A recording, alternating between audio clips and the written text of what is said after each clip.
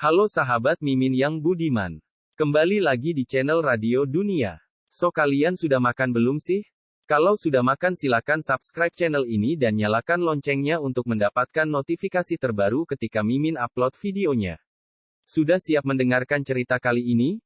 Come on. Dikutip dari situs resmi Wikipedia.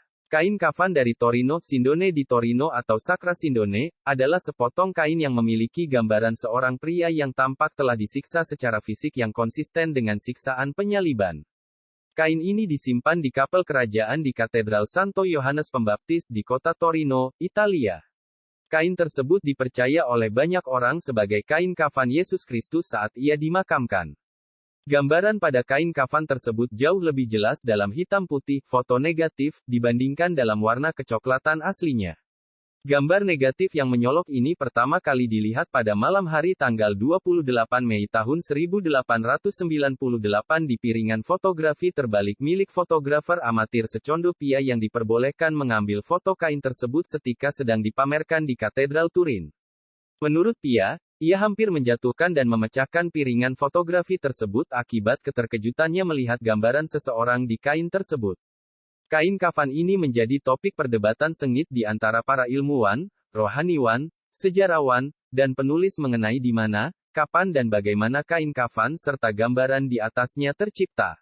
Dari pandangan rohani, pada tahun 1958 Paus Pius ke-12 menyetujui gambaran kain kafan tersebut dalam hubungannya dengan ketaatan Katolik Roma atas wajah suci Yesus, yang dirayakan tiap tahunnya pada hari Selasa Pengampunan Dosa, Inggris, Shrove Tuesday, atau hari Selasa sebelum hari Rabu Abu. Beberapa pihak percaya bahwa kain kafan ini merupakan kain yang menutupi Yesus ketika ia diletakkan di dalam makamnya dan gambarannya tercetak pada serat-seratnya pada saat atau dekat saat ia dipercaya bangkit dari mati. Pihak skeptis, di sisi lain, beranggapan bahwa kain kafan tersebut merupakan karya pemalsuan abad pertengahan. Beberapa pihak lain menghubungkan terciptanya gambaran ini dengan reaksi-reaksi kimia atau proses-proses alamiah lainnya.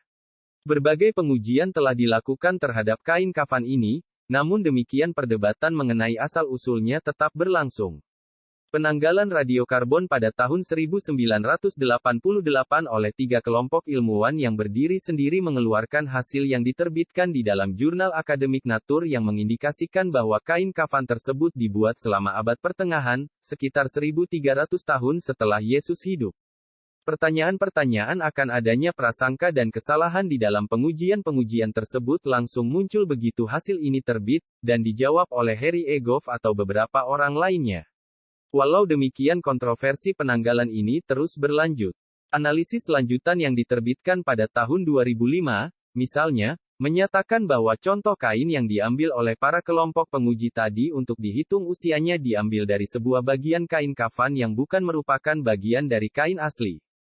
Kain kafan ini juga rusak akibat kebakaran di akhir abad pertengahan yang mungkin bisa juga menambahkan material karbon pada kain tersebut, yang menyebabkan kadar radiokarbon yang lebih tinggi dan asal-usul usia yang lebih belakangan.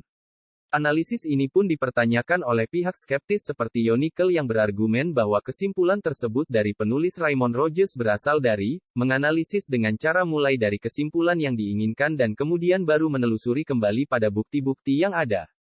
Mantan editor jurnal Nature, Philip Ball telah mengatakan bahwa ide yang menyatakan Rogers mengarahkan penelitiannya pada suatu kesimpulan yang telah tercipta sebelumnya adalah tidak adil, karena Rogers memiliki sejarah karya-karya penelitian yang patut dihargai.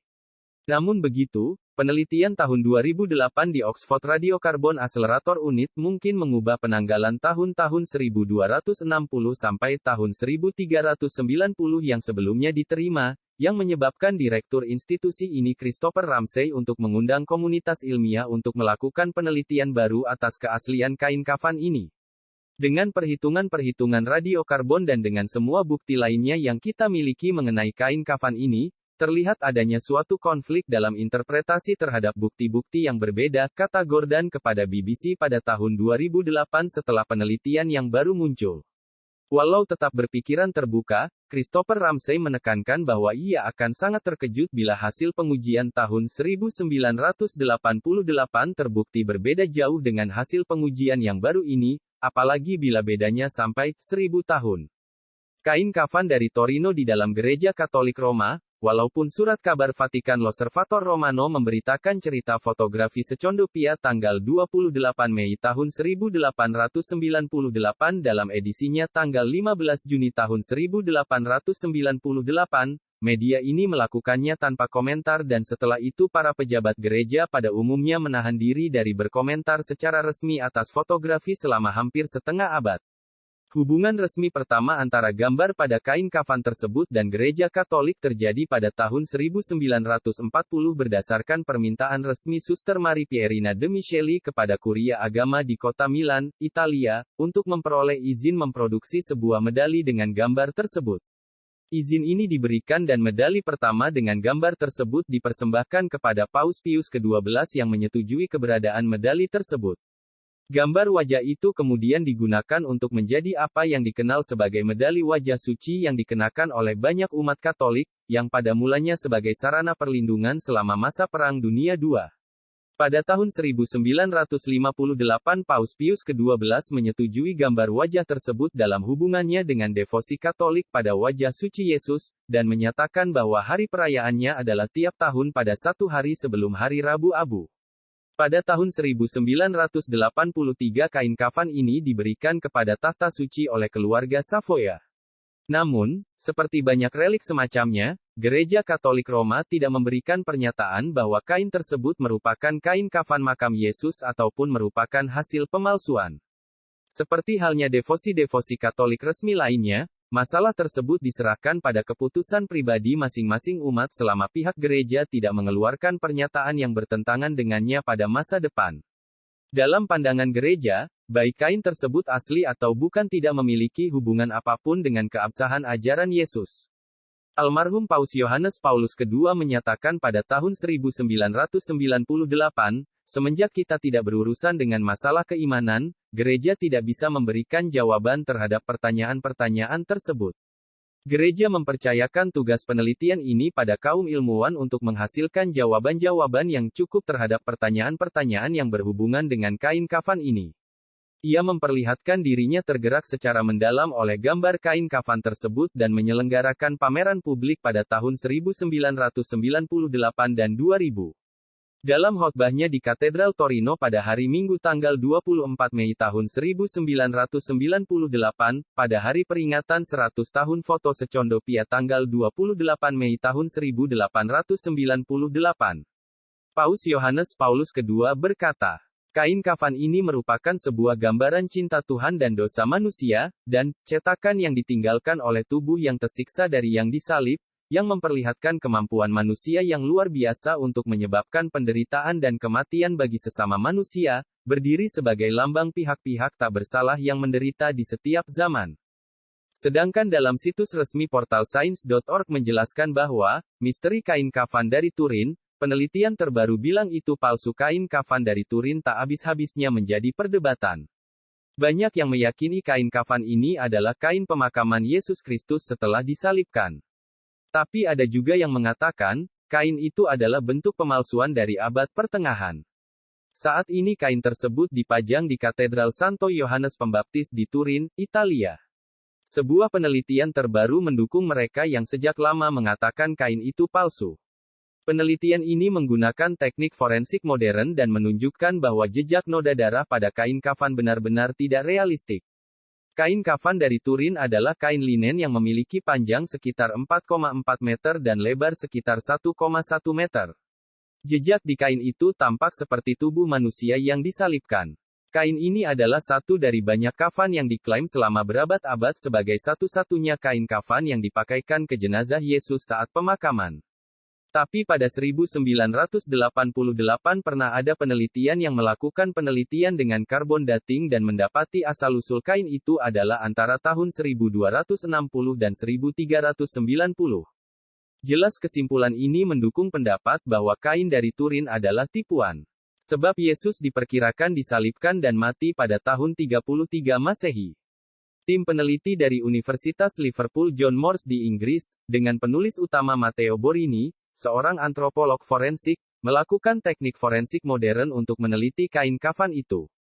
Mereka berfokus pada noda darah yang diduga jejak dari luka-luka penyaliban. Tujuannya adalah merekonstruksi posisi yang paling mungkin dari lengan dan tubuh di dalam kafan tersebut. Peneliti menggunakan darah, baik darah manusia maupun darah sintetis, kepada seorang relawan, untuk melihat bagaimana darah mengalir di kulit ketika dia dibungkus terbaring, dengan lengan dan tubuh dalam berbagai posisi. Yesus juga disebut ditikam dengan tombak saat tergantung di kayu salib, sebagaimana disebut dalam Injil Yohanes. Untuk meniru luka tombak, para peneliti menempelkan spons di papan kayu, merendam spons dengan darah sintetis dan menusukkan tombak ke sisi sebuah manekin untuk melihat bagaimana darah mengalir ke tubuh. Akhirnya mereka membandingkan semua pola noda darah ini dengan yang terlihat di kafan.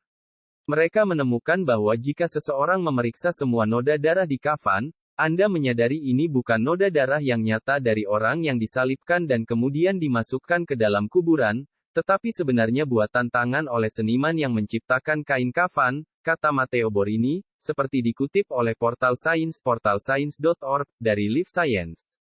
Dengan melakukan rekonstruksi dari berbagai sisi, peneliti menyimpulkan, noda-noda darah itu adalah artifisial alias buatan belaka.